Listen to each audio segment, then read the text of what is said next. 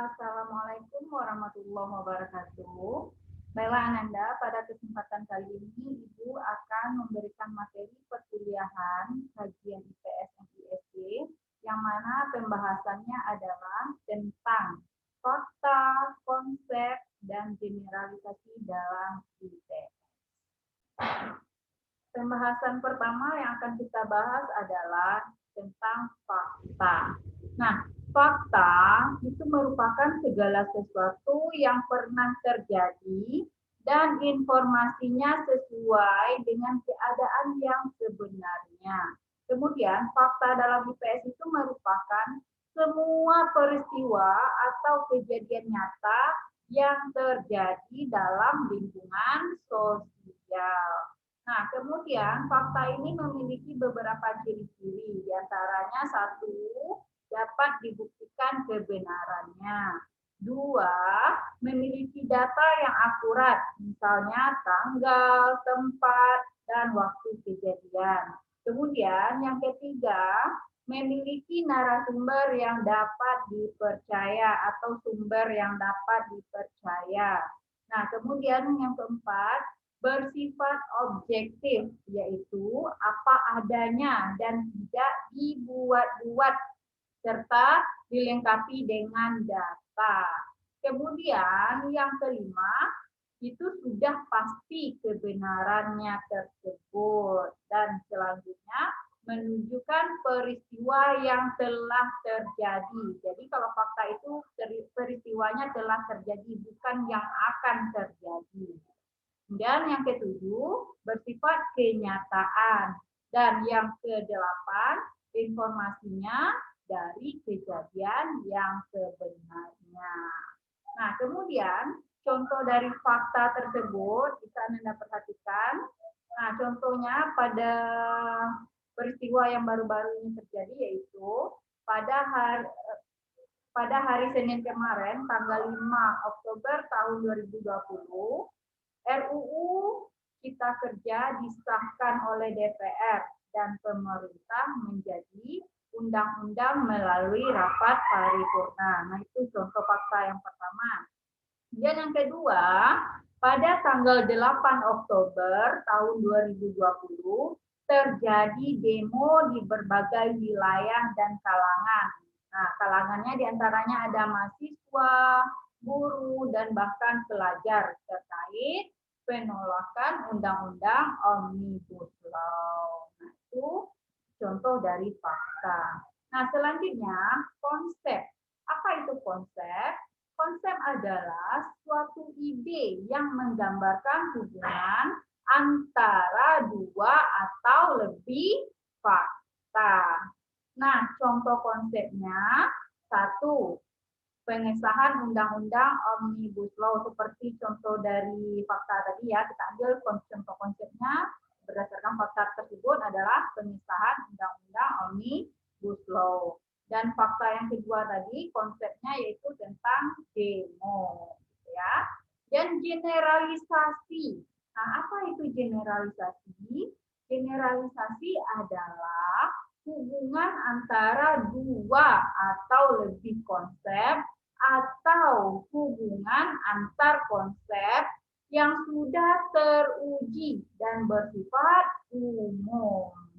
Nah, contoh generalisasi adalah Undang-Undang Omnibus Law telah disahkan oleh DPR dan pemerintah pada hari Senin 5 Oktober 2020. Nah, pengesahan tersebut mendapatkan aksi penolakan oleh masyarakat sehingga terjadinya demo di berbagai wilayah dan kalangan, di antaranya mahasiswa, buruh, bahkan pelajar. Itu contoh generalisasi dari konsep tadi. Konsepnya kan ada dua, pengesahan undang-undang dan juga demo. Kemudian digeneralisasikan dengan bahasa sendiri atau diungkapkan atau diuraikan dengan bahasa sendiri yang merupakan gabungan dari konsep tersebut. Nah, selanjutnya fakta, konsep, dan generalisasi dalam pembelajaran IPS, DMI, atau SD. atau disebut juga atau bisa juga dikatakan bahwa dalam pengimplementasian pembelajaran atau pengimplementasian materi GMI atau SD. Nah, di sini dalam pembelajaran IPS, GMI atau SD, siswa tersebut terlebih dahulu dihadapkan terhadap fakta-fakta yang terkait dengan materi pembelajaran IPS. Nah, di sini contohnya materinya adalah tentang lingkungan sehat dan tidak sehat. Berdasarkan contoh tersebut, siswa dalam mempelajari materinya diajarkan terlebih dahulu berdasarkan fakta. Nah, caranya bisa dengan mengamati lingkungan di sekitar, atau bisa juga berupa video-video yang berisi tentang lingkungan sehat atau tidak sehat. Nah, sehingga dari pengamatan tersebut, siswa menemukan suatu fakta, seperti faktanya terdapat sampah, adanya tong sampah, banyaknya tumbuh-tumbuhan, dan bau, dan lain-lainnya. Itu berdasarkan fakta-fakta yang ditemukan oleh siswa. Nah, kemudian guru meminta siswa untuk menggali konsep-konsep dari pengamatannya tersebut. Nah, apa konsep-konsepnya? Konsep-konsepnya bisa seperti bersih dan kotor. Nah, selanjutnya guru meminta siswa untuk menceritakan atau mengeneralisasikan penemuannya tersebut ke depan kelas melalui atau bisa juga melalui tanya jawab. Nah, seperti di halaman belakang sekolah terdapat banyak sampah, sehingga banyak lalat dan bau. Hal itu menyebabkan tempat tersebut menjadi kotor. Nah, itu merupakan salah satu bentuk generalisasi berdasarkan fakta-fakta dan juga konsep yang ditemukan oleh siswa tersebut.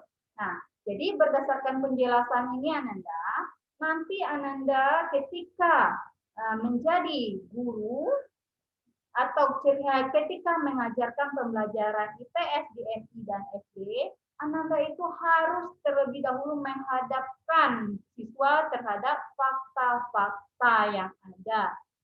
Kemudian baru siswa tersebut diminta untuk menemukan konsepnya, baru digeneralisasikan dengan bahasanya sendiri. Jadi pembelajaran di IPS itu tidak hanya berdasarkan buku yang ada saja, tidak hanya sumbernya berdasarkan apa yang telah tertulis di dalam buku, tetapi diminta inovasi Ananda dalam mendesain pembelajaran berdasarkan fakta, konsep, dan generalisasi.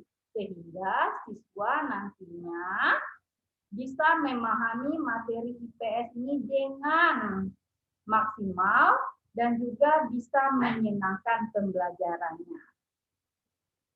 Nah, itulah Ananda penjelasan dari materi fakta, konsep, dan generalisasi. Mudah-mudahan dengan penjelasan ini Ananda bisa lebih memahami tentang fakta, konsep, dan generalisasi dan bisa mengimplementasikannya nanti di persekolahan atau ketika Ananda mengajar.